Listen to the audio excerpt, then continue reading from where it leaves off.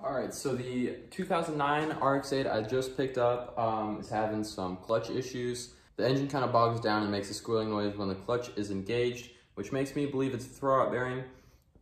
That's just an assumption at this point. It may need a clutch.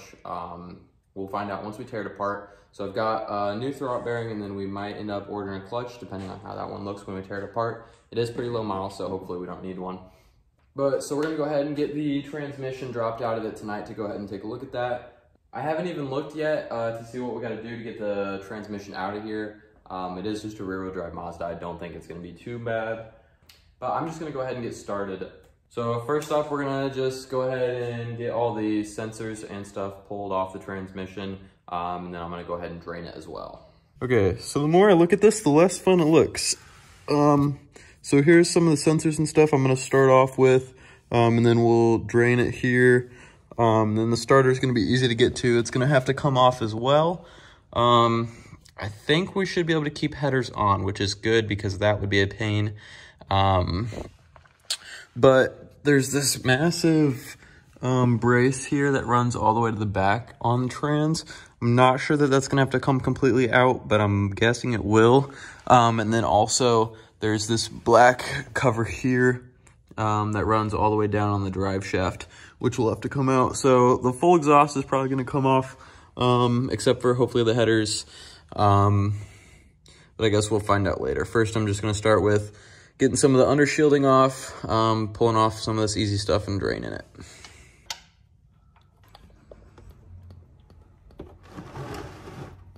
Up here, we've just got a few 12 mils on the bracket for all these sensors. All right, the starter's got 2 wires, one unplugs and then one unbolts with a 12 mil. And then we've got a bolt up top and a bolt down low, and then the starter should come right off.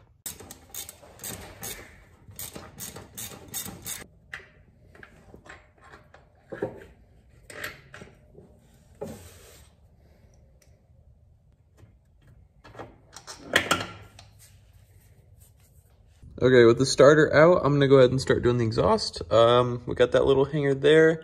And then I'm just gonna take off the mid pipe, which is just this flange and the headers. And then I'll probably disconnect it there before I take the cab back off as well. Once we get that out, we'll probably start working on getting the drive shaft out.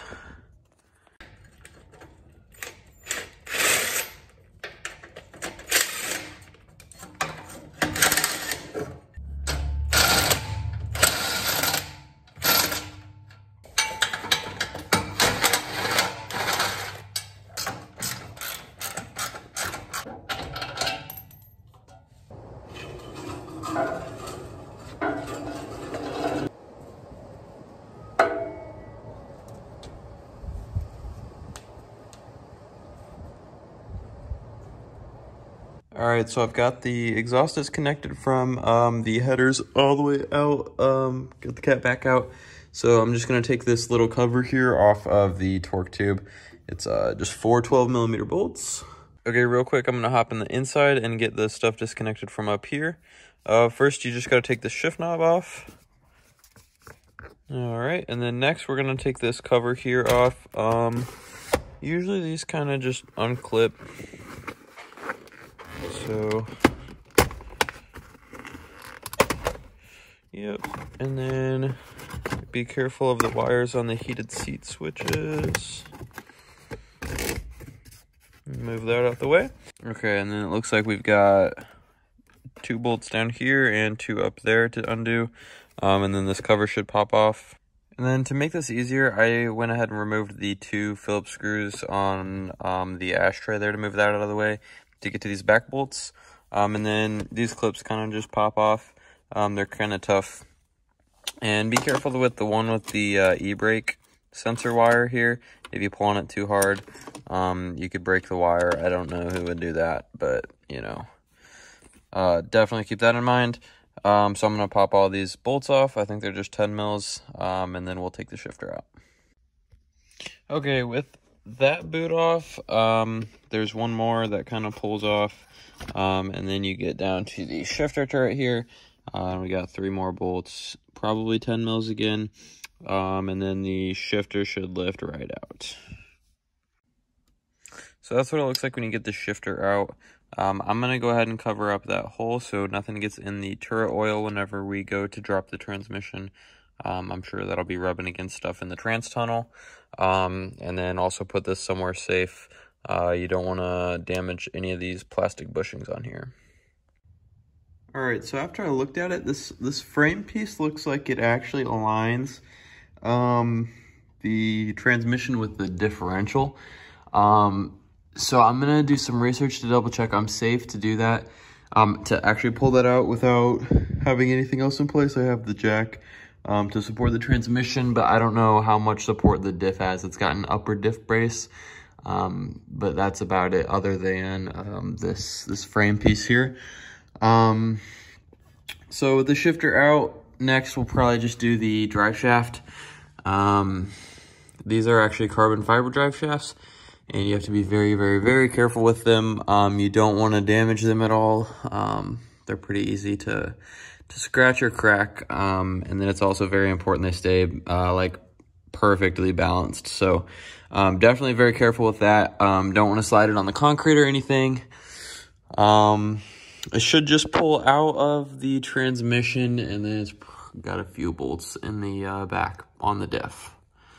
Okay, I got my drive shaft out. I didn't video it because I was making sure I didn't damage it. Again, careful with that. It was just the 4 14mm bolts, and then the other end just slides right out of the transmission. So the next step is going to be the power plant frame. Actually, I have to do the slave. We can't forget that before we pull it off. We still have to do the slave cylinder. But other than that, it's literally just like the 5 or 6 bolts that hold it to the motor. And then I think the diff should be fine. Where it is, it's got an upper diff support. So I think we're safe to disconnect it there as well. So I'm gonna go ahead and see where that slave is. I think it's on top of the transmission on these. So that might be a pain to get off, but we gotta get that off first. So the slave is way up there on the driver's side of the transmission. You probably can't see. Maybe if I can. Yeah, you won't be able to see it. But there's two 12mm bolts. I was able to stick my ratchet up through here and then reach it from the engine bay to actually unscrew them. And then that bolt there sticking out is the bracket for the hard line. I went ahead and disconnected that as well. So the slave is completely free. So we've got these 4 bolts here for the power plant frame, and then there's 5 on the back. Once those are out, we've just got the transmission to engine mount bolts, and it'll be ready to pull out. That's what she said. All right, I did get the power plant frame out. Of course I didn't video it because, you know, I've been out of the game for a while, so, you know, I'm getting used to this whole recording while I'm working on stuff again, but would recommend having help doing it. It was kind of awkward to hold under the car, a little bit heavy, and the diff rolled forward quite a bit. It dipped down. I don't know, that probably should have been supported, or at least not have weight on the rear wheels. So that's definitely something to keep in mind. But now we just have the bolts that hold the trans to the engine. I haven't really decided if I'm going to do that yet. I don't have a trans jack and I'm by myself. So I don't know if I want to wrestle the transmission right now. So I might do that in a bit. All right, I've got the bottom 2 trans bolts, or no, I've got the bottom 3 trans bolts off. We're working on the top ones right now. Usually for these, I just use a long extension to get up there.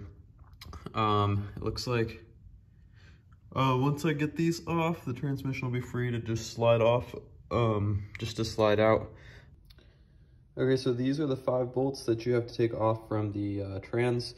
This one was like the bottom left one, and then the rest of them were the same size. So now the transmission should be free to pull off. And I am doing this by myself, so this is probably gonna be interesting to watch. I've done this twice by myself, and it's never fun getting the transmission out and onto the ground without dropping it on myself. So yeah, this should be entertaining, I guess.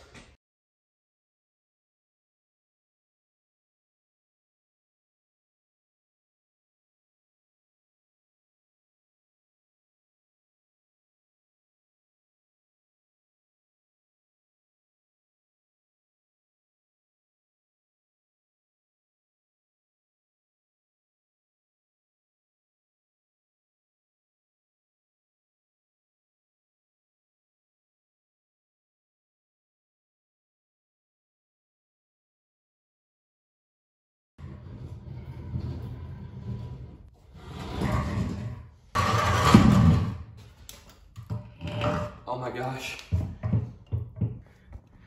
So here's what I found. That's not really supposed to be like that. That's the inner race of the bearing. There's the outer part. And that's the rest of it right there.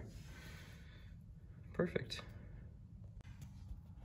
All right, to get the throwout bearing out, you just pull the selector fork out so it unclips.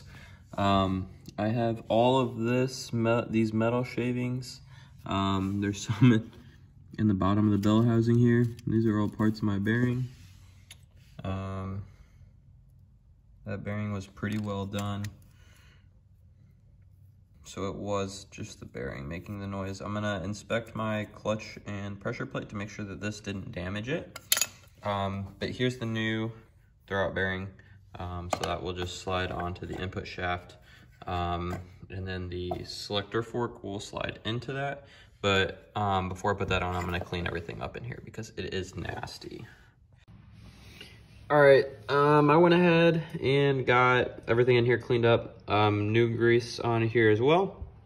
The new throwout bearing is in on the selector fork. So we're ready to put the transmission back in. But yeah, shouldn't be too bad. This one's actually pretty small.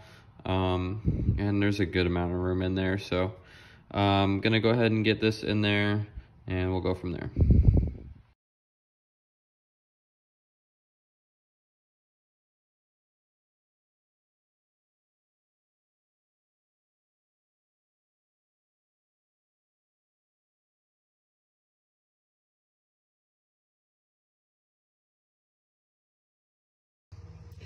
All right, so I've got all of the transmission bolts bolted back up now, except for that one it was a little bit stripped, so I'm gonna go ahead and replace it now. And then also I got you can kind of see it up there, yeah,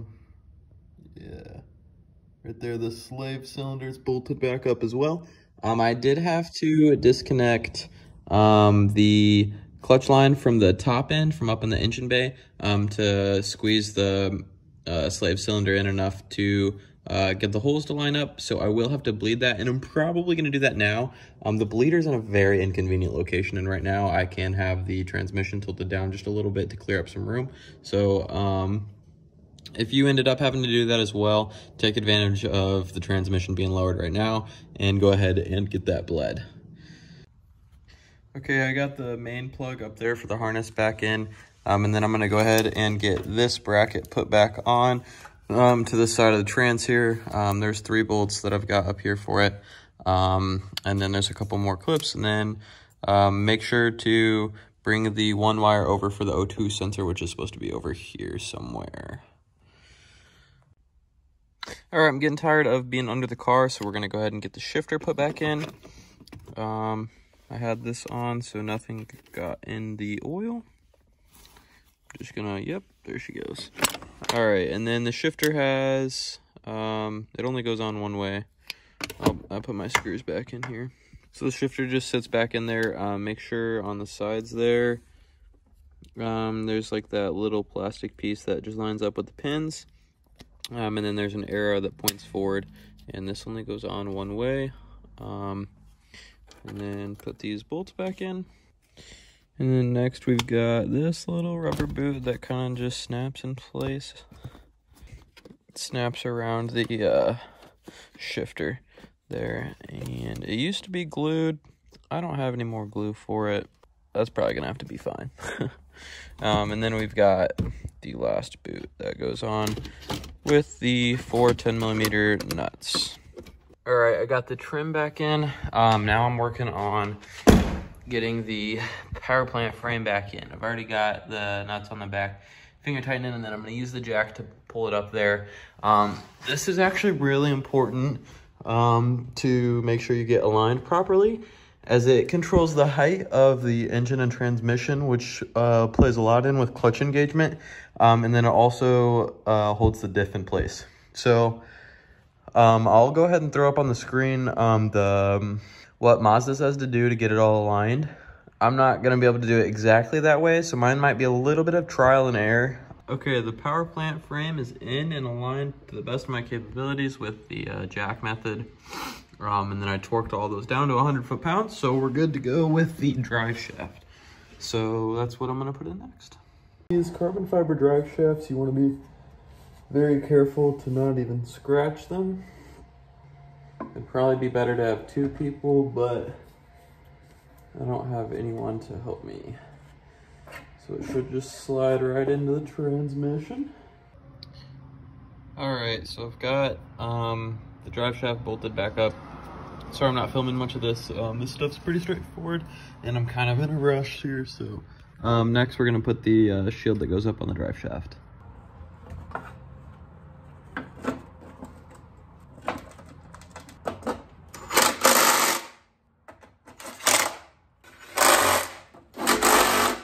All right, now we have the starter.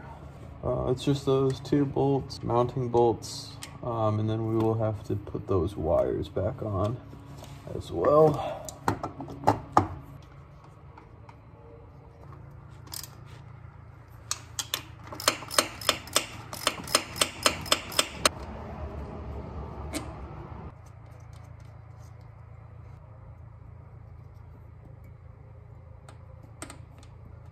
All right. Now I've got to fight that heavy exhaust to put that on, which also, again, straightforward, boring, probably not going to film that part. So I'll get back to you once we're ready to start up the car. All right, I did get the rest of the car put together and filled the transmission up with trans fluid, and my clutch squeal has completely gone away. I can start the car. There's no squeal. And something that was actually really cool that I noticed, so I've had a lot of manual cars, and every single time I've had one, when I push in the clutch, the revs will drop.